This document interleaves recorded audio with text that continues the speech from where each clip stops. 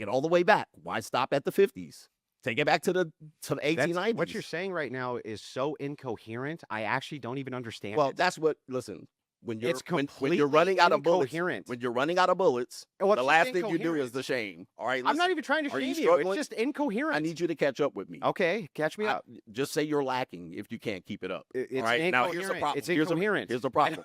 Here's the problem. I don't know what to tell you. Here's the problem. You're 2,000 years ago, they were chopping heads off. Who gives a shit? Listen, What does that you do said with anything? 2,000. What's up YouTube? Hope you guys are feeling good. Today guys, we're back again with a new video. This is Andrew Wilson versus Coach Greg. This is a heated debate about Western marriage. This is going to be good. Like, this is amazing. And I would love to share this video out to you guys. Let's get right into this video, guys. Andrew here versus Coach Greg Adams, aka the Free Agent Lifestyle. We're going to talk about today, is marriage worth it for men in the West? So let's get into some opening statements. Who wants to start off? Yeah, man, marriage is a great institution. It was an institution that built the community of America. Most of the better communities that have safety, good children, good schools are typically centered around marriage. However, marriage has not progressed to the point where men could be safe legally, and a lot of men have experienced tremendous damage, collateral damage as a result, and it has led to broken families, a lot of broken hearts, simply because the laws are not positioned to benefit both people in a divorce. Therefore, you have no-fault divorce. You have opportunities for women to use the courts against men. And as a result, men have seen 1, 2, and 3 generations of men getting harmed, their grandfathers, their fathers, their uncles, their brothers getting harmed by this. So Generation Z men are not positioning themselves for a positive marriage.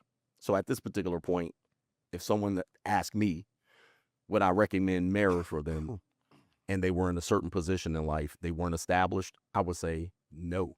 There's no benefit for a person to get married today. Got it. Your response, Andrew? Yeah, I didn't hear any anti-marriage arguments. I heard anti-divorce arguments. So Thank you. I'm Same. with you on divorce, 100%. Stream over. And we're, I guess I agree. but it's a good thing that the topic isn't on divorce, it's on marriage. And it seems like you agree with my proposition then. And the proposition is that marriage, quote, is a great institution.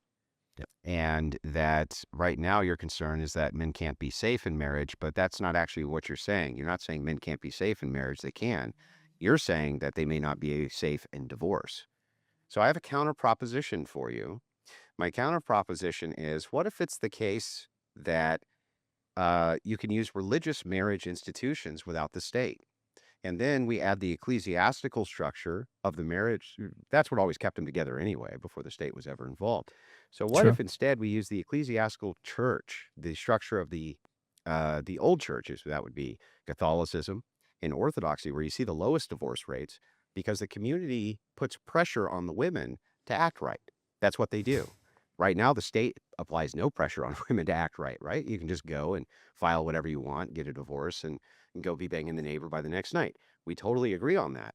But to say that we should abandon marriage is silly. It seems like you're completely pro-marriage. You're just anti-divorce. So why wouldn't you just throw your weight behind institutions where the divorce rate is the least, and you have an ecclesiastical structure which can be appealed to assist with that? That's what makes no sense to me. My response to that is, if we're fifths, we beat all drunk. All right. So that's a scenario that just isn't present. Can you in explain today's the analogy for me? Well, if we use if, it's not a matter of if, it's a matter of when. If we say if we have a situation where this is present, then this would work. Well, that makes sense. If we had that, We do would have it work. right now. Well, it doesn't necessarily work because, and I'm going to tell you why, Okay. because a woman can go to a divorce attorney and they can simply just say, hey, listen, it was a off the cuff, off the state divorce, but you got married within a certain state, or she filed in a certain state, so therefore the divorce goes on. No. Absolutely, yes. Well, Listen, I've been with the divorce attorneys, and what they'll tell you is, hey, listen, you can get married in a ritual, you can get married in the orthodoxy, you can get married off record, but if she files and that woman is hell-bent on saying, we got married, I don't care if it was a ceremony where we walked on coals with our feet bare, that's considered a marriage. You also have common law. You have a lot of other ways for that woman to establish marriage. How does And your way eliminate common law? I don't have any way to eliminate common law. So what then- I have is a way for men to avoid Well, then the being argument's used. silly. No, the argument's not silly. So here's what you have. You have a if proposition, which doesn't exist for most men. Most men aren't religious. Most men aren't looking to be under a religious orthodoxy. So it doesn't apply. So you're taking a moral standard or a religious standard to apply to people who aren't under that veil. So let's start with a couple of things you said which are fundamentally untrue. Most men are religious, in fact, including in this True. country. Most of them, not some of them. But they're not religious. Hang on. under- I didn't Hold on for a interrupt. I second. didn't Right. interrupt. I understand, interrupt. but maybe just take that point. Most aren't under your religion. Okay. You So, can agree with that. so here's the thing, though. But Catholicism and Orthodoxy is growing rapidly. And if it's the case that the ecclesiastical structure is already there, which it is, right? If you're going to cohabitate with a woman, the thing that you're offering right now is common law marriage anyway, if there's cohabitation at all. You're not protecting anybody from that. At least under my model, it gives an ecclesiastical structure that's designed to prevent divorce by applying community pressure. That was the way it was always done. Apply True. the application of community pressure within the confines of the woman's social circle. Right now, do you agree with me, for instance, that many divorces happen because women like to yap? So you get a freshly divorced woman, and she's free. You go, girl. Girl power. And she starts talking to her little friends, and she starts telling them how liberating it is and how great it is and this and that. And this is why when women have divorced friends, their likelihood of divorce actually It's rapidly high. increases.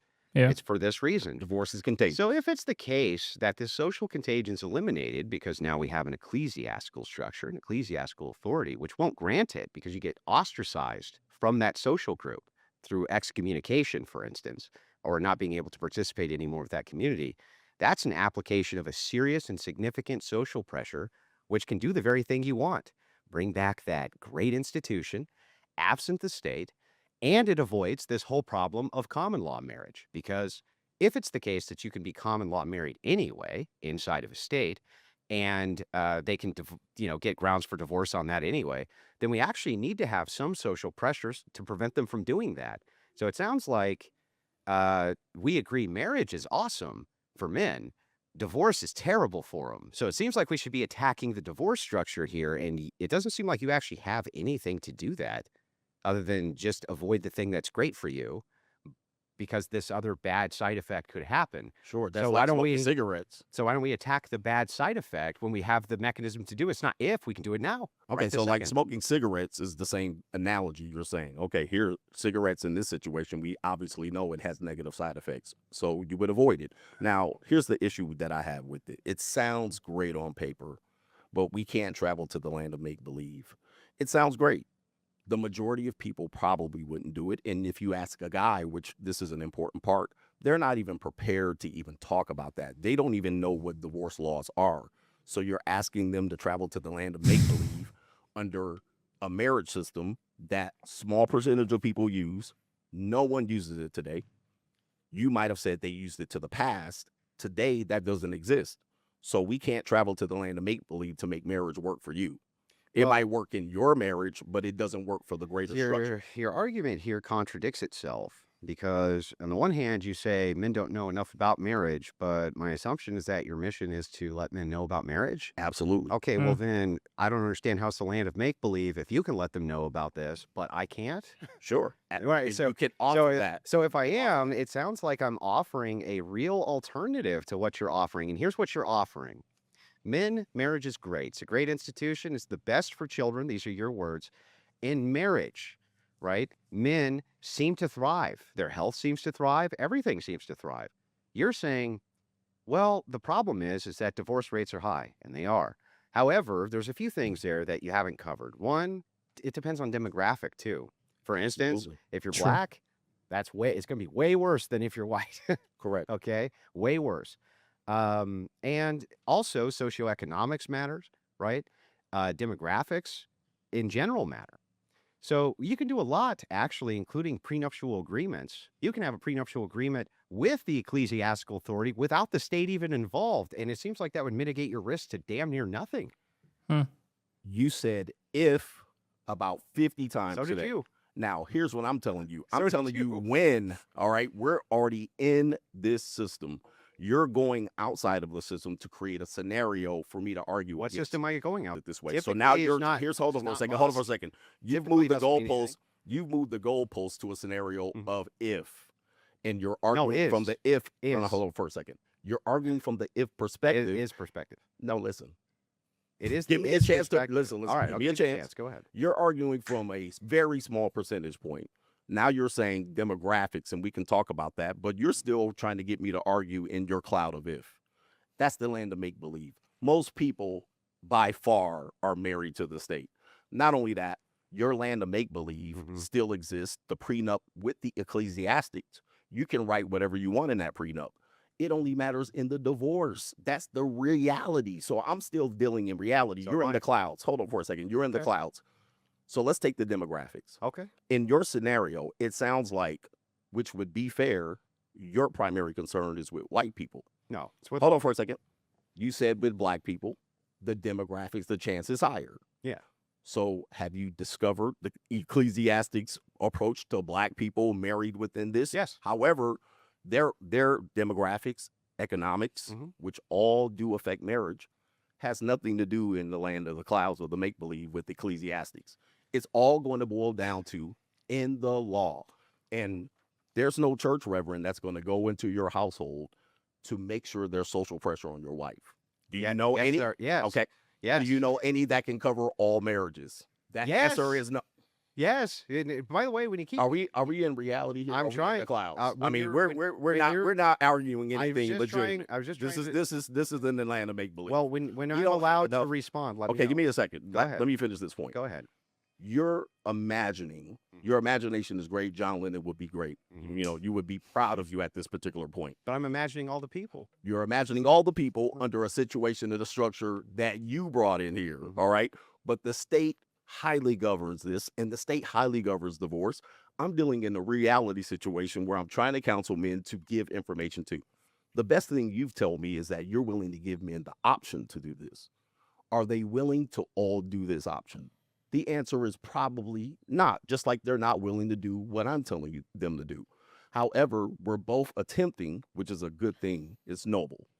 However, your situation rarely exists. Can we talk about the reality of what exists? Sure.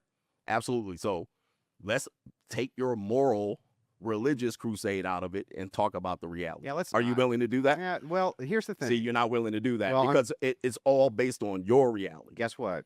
It's a debate, and I will argue my points from my view how I Yeah. see fit. It's not for you to. But what I'm govern. not going to do is expect not my me arguing government. from the land of make believe. Yeah, but it's, Okay. You All right. So okay, anybody my have turn? My turn. anybody Relax. have the anybody have the sound effect for the television show where the train comes through, Mr. Rogers? Let me know when Because I want to be on let me the, know I when you want to be gas on out. Earth. Yeah. Let me know. All when right, you Let's gas let Andrew respond. Yeah, so the thing is it's funny that you bring up Imagine All the People with John Lennon, which is an anti-religious song.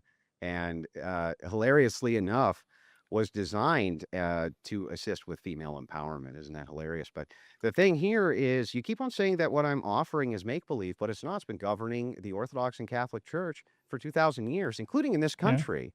Now, here, let me give you an example, for instance, the Amish, right? Do you know what the divorce rate is among them? It's almost non-existent, yet they're still governed by the same laws of the land that you're speaking to. So sounds like if I give a counter, if I say, look, I can give you a way, a methodology in which you can utilize the religious ecclesiastical institution, which has existed for 2,000 years and has right now the lowest divorce rates, right this second as we speak, not in make-believe land, not hundreds of years in the future, right this second, as opposed to the system you have of common law divorce, which is sky high and you can't do anything about it. That's what is true. So pointing out what is true is right now you can have a prenup. That is true. What is true is prenups are usually That's held up true. in court. That is true.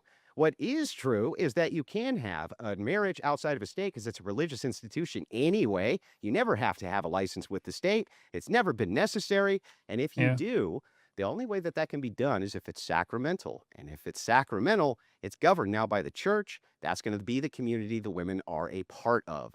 And so the thing is like, that sounds like a real viable solution. What's yours? More fucking degeneracy? Go out and play the field, hump a lot of chicks? How's that going to help anybody do anything? That's been the progressive mantra for 100 years.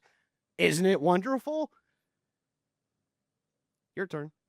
All right, we're returning back to earth. Now, first things first, Mhm. when it comes to this, back in reality, there's no God in marriage. So, Mr. Sky Daddy, God, religion, that's all great, but there's no God in marriage. At this particular point, when you go through a marriage, if one person decides to not obey the Holy Bible or whatever you're thumping, you have no basis to keep that marriage together. If she decides to leave the church and decides not to listen or excommunicate herself, Mhm. she's now under the state. Agree. Now, when you're getting divorced, which I'm assuming you've been divorced, Well, I mean, that's a hell of an assumption to make. have you been divorced? Well, I mean, Have you been married? can you tell me if you can tell me how that has any merit? Give me to a the second, debate? because if you've been through one, Uh-huh. you would know that there's no God in the divorce court, in the Oh, family court. There's no God in there. No one asked. there There's is the states state in there. marriage. There is the state. So that's what we're arguing for. Yeah, That's yeah. when you get married. So you're telling me if, and I'm telling you, well, this is what's going to happen. Even if you took Sky Daddy into court with you, they would say you pray to the judge. Oh. The judge is the authority in the court. So the God argument is a nice, interesting argument. And I probably am not going to stay on the conversation very long because that's your God. That's your Sky Daddy. That's your religion. I have a different religion. So who What does that gives you do with the anything? listen? Who gives you the authority to change the understanding, the conversation to your religion? That's your religion. I'm not changing the conversation. Okay, so it only We're works talking if about- it only works if you believe in your Sky Daddy. We're ta- That's the only way it works, and that's the only way you're going to advise Oh, men. We're talking about mitigating risk. No. We're talking about can men Mhm. get into a marriage today only under your Sky Daddy? That's what we're assuming. Okay. Now, can they do it otherwise? Yeah, you can have secular marriage. Okay, go ahead and explain. Okay. Yeah. Make it work. I just did. Make So it work. the argument that you have is that marriage is great. It's a great institution. We already covered this. Well, what made it great? We already covered What this. made it great? Can we go into why it would make it work for your secular? Y- y- That's the question yeah, I ask you. but- You're asking me questions back. Go ahead and Yeah, go ahead and okay, answer the so, question. So if you're talking about secular marriage, there's never been any point to it. I'm sorry. There's never been any point to secular marriage, ever. Never. What would ever be the point of secular marriage? It's always been a religious institution. That's what made it great. And this guy, Coach Greg, point of view is really, really bizarre. He do not believe in God. Okay, I acknowledge that fact. But him saying that there is no God in marriage, like it's your own assumption. If you observe what he has been doing since during this video, he has always been assuming, which is a very crazy thing. You don't assume the entire thing. Like a marriage that does not have God in it, it does not stand. Literally, all religion have God in a marriage. Even Muslim puts that God in a marriage. Buddhist put that God in a marriage. Christian puts that God in a marriage. So any religion that has been done in the states marriages are very quick in divorcing. You understand? That itself is when the law or the legal aspect has right over the marriage. That's if you choose to do the state marriage. The divorce is very, very fast. You can just divorce like ASAP. Then you start living your normal life. But when it comes to like religious marriage, it takes time before you leave that marriage. Do you understand? That itself, the state does not have rights over it. So this guy over here, the Coach Greg, when he was debating with Andrew, his mindset is just about the states. He's not too concerned about the marriage itself to make the marriage work for a Western man. What is the interest? What is the benefits there for a Western man in marriage? There's massive benefits. A marriage that has God in it tends to strive. When you take God out of marriage, it will never last. It will never. There's no foundation. There is no there's no substance in it. You're just living your life. Do you understand? So when the guy was saying about like there's no God is not involved in marriage, I was like, that's the beginning of your downfall. For you to make such statements, you have just killed the marriage. There is God in marriage. If you choose to accept it or you choose not to accept it, it's your own belief. You doing state marriage by your own self and believing that the government has right over marriage. That's your own narrative. But everyone is not like that. Do you understand? The Orthodox aspects, especially Catholic, their rate of divorce is extremely low. I love how Andrew handled him in a very, very matured and sensible way. Andrew did not support his belief, what he's saying. Like, you can't take God out of the equation. Like it will never strive. The impact of God in marriage is God is the foundation, not just the helper in marriage. God defines love currently. God provides moral boundaries. God is the third cord that prevents breakage in marriage. Like God teaches forgiveness, not just justice. Like there's a lot of things that when you say there is no God in marriage, you are taking away the foundation of the marriage itself. From a religious perspective, my own perspective, I feel like God makes up the marriage.